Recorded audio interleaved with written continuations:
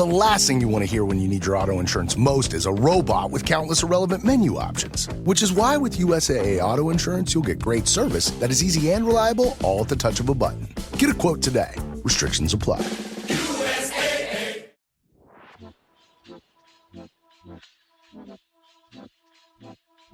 All right, we're leading in. So welcome back to the It's Just Coffee podcast, everyone. We're here in Dubai for the World of Coffee event. This is the first podcast we're doing at the World of Coffee, and we're joined by none other than what I can say is one of the greatest coffee farmers to ever live, Wilford Lamastus Jr. So welcome to the It's Just Coffee podcast. Thank you for having me. I'm very excited. What brings you to Dubai? Let me ask you first. So this is a very interesting market. We started coming to Dubai since the first World of Coffee they did in the Middle East. And we like the market here. It's growing. It's not only the market in the Emirates, but also in the region. Yeah. It's growing rapidly. Would you say this is your biggest market? No, it's not our biggest market. But there's a lot of interesting things about this place. You know, actually, one of the things that I like about the market here is the way they present the coffee experience in the coffee shops. 100%. So I also am a coffee shop owner. Yeah. So I think it's beautiful and you can learn a lot about the coffee shop designs here.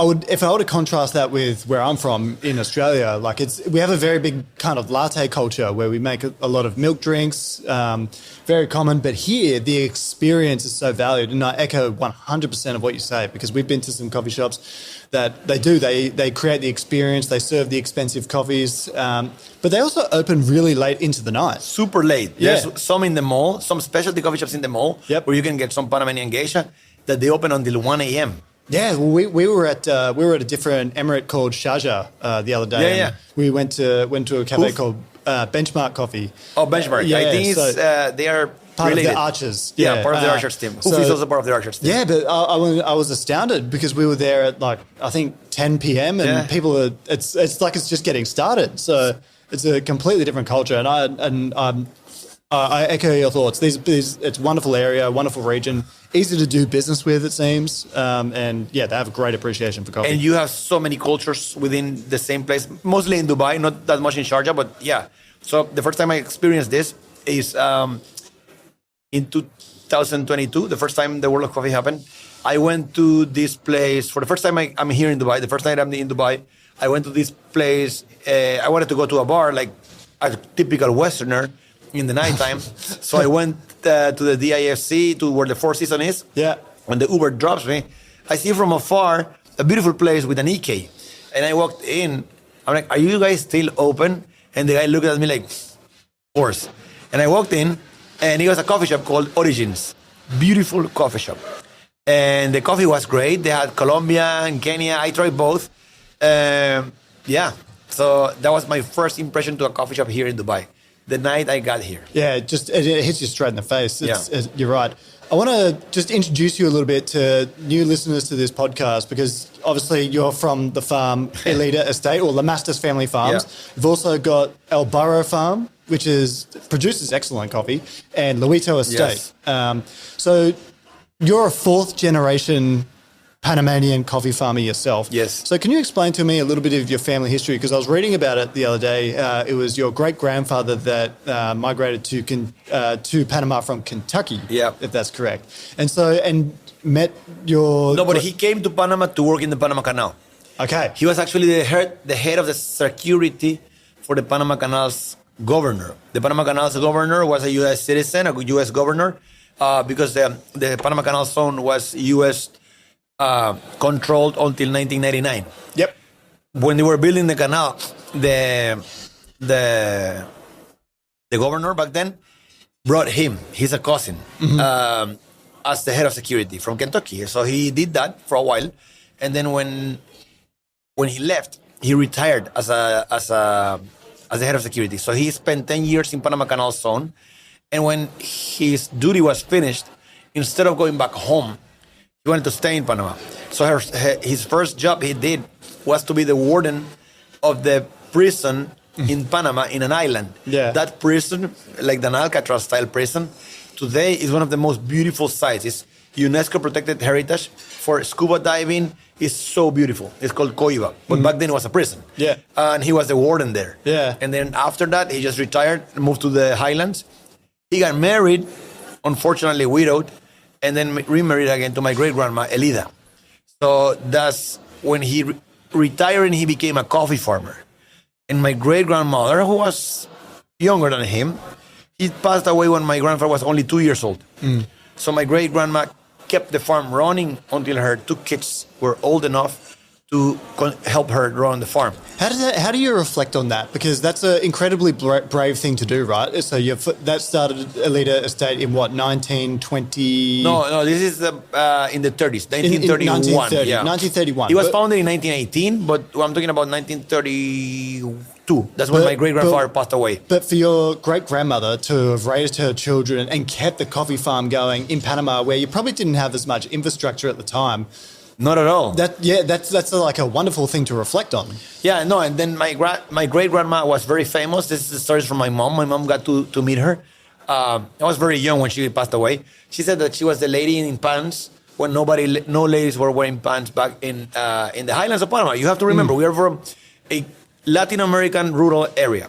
So everybody's much more conservative. Yeah. Well, now it has changed, but back then, you don't see the female running in the show. And she was one of the early ones. So she did that. And also, I lost my thought. I'm sorry. Well, we were talking about your grandmother in that time, but I want to butt in and ask you about like some of the legacy of the Elida Estate Farm. Yeah. Actually, my father renamed the farm Elida because he remembered his grandmother being so important for the farm. Now I got my thought back. You said earlier, no infrastructure.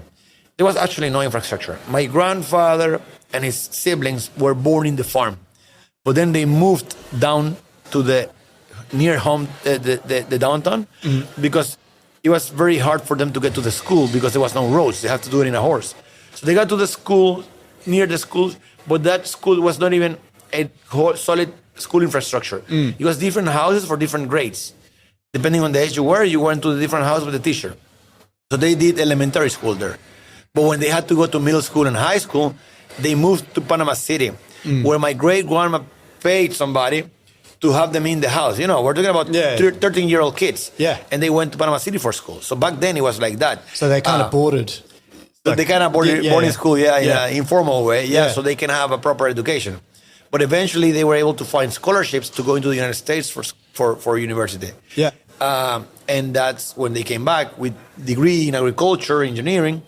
That's when they started working in the coffee industry. It's an incredibly beautiful story, to be honest. And like to look where you are now as a family business to back to then, I think that's just such an incredible story that like I'm honored to tell on the podcast. And I don't know if I've told this in an interview before, but it's a very interesting fact from my family. So we have the Lamastus family and we have the Bute family. They are both of my father's family, mom and dad. My grandmother, my father's mother, comes from a wealthy family, French family, that they own a lot of land for coffee and other businesses. On the other side, my grandfather comes from a military guy. He was, basically a security person, warden, head of security for the governor, and a local indigenous lady. So my family from my father's side was much more in the working class to my father's mother. My grandfather worked with his father-in-law alongside with his own farms for many years.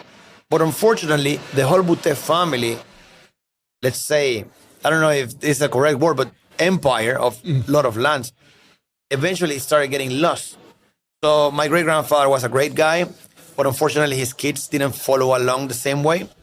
And the only farm that stayed in the family from that side was El Burro. And it was not because he was inherited. Basically, my uncle, my father's uncle, before he passed away, when he was already sick, he sold it to his 2 nephews, my father and his uncle, and one of his brothers. He sold that farm to them because he knew that they will, hustle to continue that farm. And this is back then when the situation with coffee wasn't beautiful. So we can say we have the fortune to continue the legacy of the two families in this farm. But before that, all of the coffee lands were sold to somebody else, or even lost to the banks. Yeah, well, I could talk to you about this all day. I want to ask you specifically now about the world record-setting coffee price that you've just set yet again. That was a great context. What builds it all up to this, because it's not like you just accidentally produced this amazing coffee, right? It's like generations of farmers paved the way for you to be able to do it in a way. Yeah. And that's why we kind of outlined your great-grandparents' legacy. But it's just, you brewed for us some of your Elite Geisha now. How does it feel to kind of be recognised essentially as being a producer of what is arguably the best coffee in the world, the history of the world? How does that make you feel? It's still unbelievable. It's still unbelievable for us. So people, sometimes they say, oh, you guys, this guy is the best coffee producer in the world. This coffee is the best in the world. And it's still very hard to you hear it and it's like, it already because it's been a few years, but it's very hard. You are the best in the world in something, or at least one of the best in the world in something. It's hard, but at the end of the day, something that makes me very proud is that what we do, it's representing not only our family's legacy, but our country. And then representing your country in a positive way and representing your family in a positive way, it's very, satisfying, for me, for my father. You have major cities like you go to Sydney, you go to Melbourne, you go to New York, you go to Dubai, and you see Panama, Lamastus. Yeah. That's beautiful. Yeah. In excellent places, sold as an excellent product. I would say I saw that little clip where it was on the show Billions, where the guy, he shakes it and he goes, Elite Geisha? I thought that was pretty funny. I think that shared it. For me, that was one of the peaks of my career. Yeah. We've won the Best of Panama 7 times. Yeah. We are the second most wins of the Best of Panama. Who's first? Esmeralda. Okay, all right. Esmeralda was the first one. Yeah. Now, this is an important context. Esmeralda began with Geisha coffee in 2004. We began with Geisha coffee in 2014. Okay. 10 years later. So there was a moment in Best of Panama where all the coffees were competing together. So it was hard to get the first place if you were competing with Catuai or Típica, and there was Geishas in the competition. Geisha's just infinitely more complex. When there was enough, then they divided the categories, which I believe is the best thing that could have been done. But because Panama has great varieties besides Geisha, but Geisha is king. I have to ask, and look, I understand if you don't want to answer this question, but the Best of Panama controversy that happened in the most recent year, and so I'll outline the scene for the listeners. So there was basically a coffee was disqualified for having foreign substances in it, let's just say. 4 coffees. So, and then I guess the implication was that there was basically the claim was made that the thermoshock is kind of labelled as thermoshock, but it could be infused with something else. Now, if I talk to, I get connected with so many people doing this podcast, and I've talked to my friends privately, and the room is split. Some people I really love and respect say it's bullshit, they're not co-fermented, and completely other direction, a lot of my other friends. So there's a lot of tribalism about it. I can understand why, after everything we just talked about, why you would want to preserve the sanctity of Panamanian coffee. But I want to know your thoughts, like how you felt with that and why you think it's important to protect, I guess, the quality of Panamanian coffee in the Best of Panama auction. So the first thing is that coffee, what makes Panamanian coffee special is the terroir. So there's a combination between terroir and variety. The combination of terroir and variety and the synergy we have in Panama is very unique. And also, if you see the map of the Americas and the map also compared to Africa and the places where great coffee is produced, Panama is very unique because of the geographical position, the narrowness between oceans, also climate, the variety of microclimates we have in Panama. This is a whole bunch of things that makes Panama special. And then having all this together in one spot and getting this Geisha varietal that was discovered by Daniel Peterson, a Panamanian guy. He discovered the variety because, of course, Geisha is not a coffee from Panama. We know that. But he was the one that was patient enough to separate it, cup it, educate himself on cupping coffee, showed it to the world, and the market knows about Geisha coffee because of Daniel Peterson. And then his discovery changed the coffee industry forever. But his discovery brought to what we have right now. So we attribute a lot of the things he did to our own success. But that's basically the beautiful variety of Geisha with the beautiful soils we have in Panama.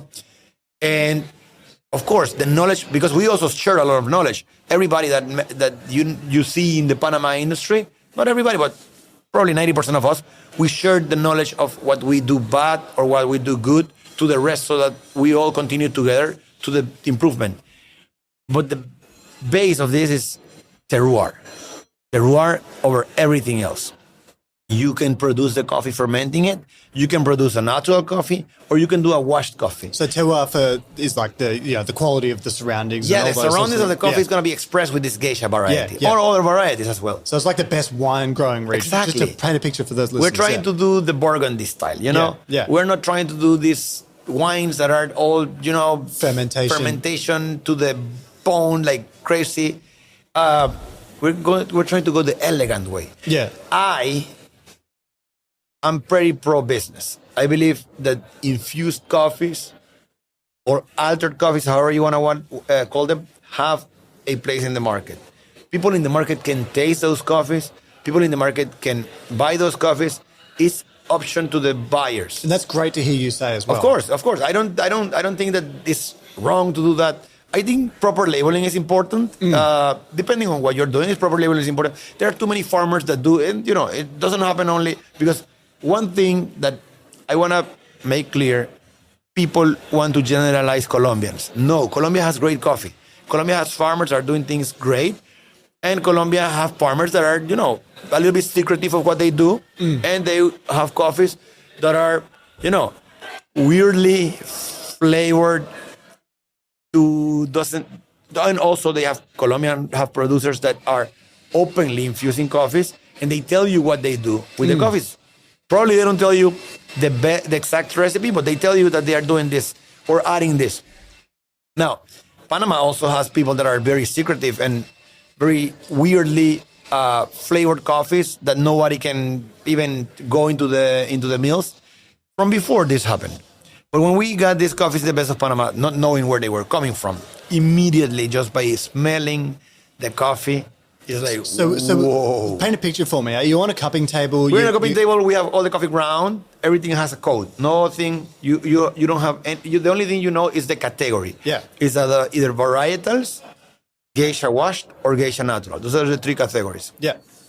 And then you have the coffee in front of you, and you don't know who owns this coffee, what part of Panama is it from. You just know the variety and the process, and then you just have the ground coffee, you go, you smell, and immediately it's like, whoa, something's wrong here. And then you taste it, and of course the coffee tastes, I don't like them personally, but I know there's people that's going to like them. So you can detect right at the point there's and multiple people did, I imagine. You're just like, 95% of the people did immediately. Yeah. And the coffees were because we have a rule in the Best of Panama, because of course the only way to keep the integrity of the event is that absolutely nobody knows what each coffee is. Nobody can know. There's a code sealed with, breaking seal, whatever it is, what the banks give you, the credit cards. It's very, very, very protected. So the only thing we can do they call it national judges, but we're preliminary judges. We take out whatever is not in category from the international judging panel. Because the international judging panel should not be there taking things out of category. The international judging panel will only do scoring for ranking. That's their job. And to put this into context to the new listeners, people say, oh, you are a national judge or a preliminary judge, and you are also a competitor. Yes, but you have to remember that every other judge out of the 21 judges is competing against me. Okay. So nobody there is going to allow me as a judge to do something that will benefit me, because everybody else there is competing against me. Everybody else there has a coffee in that competition. So we cupped these coffees, and of course, everybody voted. These are out of category. Then we did some smelling and tasting from the green, and the coffee was completely off. Okay. There was a controversy. I know there's going to be a controversy, but we have to be protective. But SCA does not want those coffees in competitions, but they are not brave enough to say it. Yeah, and I think that I agree with you 100%. It needs its own category, and I think I'm very glad that we kind of clarified that, you know, you're also pro co-fermented coffees, provided it's labelled, and, you know, it probably gives opportunities to some farmers that they probably didn't previously have. But there's these farmers in Colombia. I went to a coffee cupping in Korea from a Colombian group of producers. All of the coffees were infused, and he was open about it. They say what was infused with. They talked about it, and that is giving them an opportunity. He had a platform, he had a cupping. It was very interesting. And event. I buy plenty for my business as well. Yeah, but and also, you know, I remember one time I went to this coffee shop, La Cabra, and they had a box. They do like this box where they have different coffees. Like one time they had ours with La Papaya, and I don't remember which one the other one. Sounds brilliant. Well, they had one box that they had 4 fermented coffees. 4 infused coffees, and it was openly infused. That's fine, but in order to compete in a blind competition, it should be separate. Why? Because if you don't label your coffee properly, you are fooling the market. Specialty coffee is a very, very, very, very new market, where we as coffee professionals have a longer time than the majority of the customers. The customers that get introduced into specialty coffee, they are in a moment where they are open about accepting everything you offer them. Because they are right now in this position that I want to believe that you are serving me something special. And when you serve them something that is infused, and you're not telling them it is infused, you're telling them something else, then that market is fooled. It's being misled. And that's not correct. I have a friend that moved to New York, and, you know, when people go to other cities, that's when they start learning about things instead of doing it in their hometowns, but that's fine. And then he moved to New York, then he moved to Paris, and he started asking me about roasters. And I told him, go to these roasters. He started going to those roasters. And then he tasted a coffee that he clearly knew was infused. And he says, no, but the barista told me it's not infused. I'm like, the barista is not going to tell you something different than the producer. They have to believe the producer. They have to say what the producer said. And I think that people have to be honest about what they are doing. We are so honest and open to our farm. Every single coffee producer that competes in the same market to us, that competes in the same competition with us, that competes to the same buyers from that us, and that in occasions have beers in the best of Panama, and in occasions have taken customers away from us, can come to my farm, and any farmer that you interview from Panama can certify that. They can come to our farm in Panama and see every single detail we do. No secret.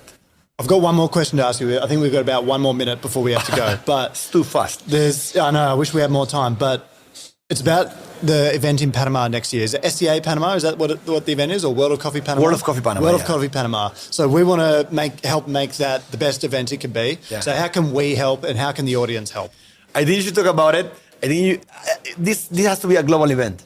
Panama is much easier to travel than so many cities when you go to Expo in the United States, or to others, like Copenhagen was so hard for me to get to Copenhagen.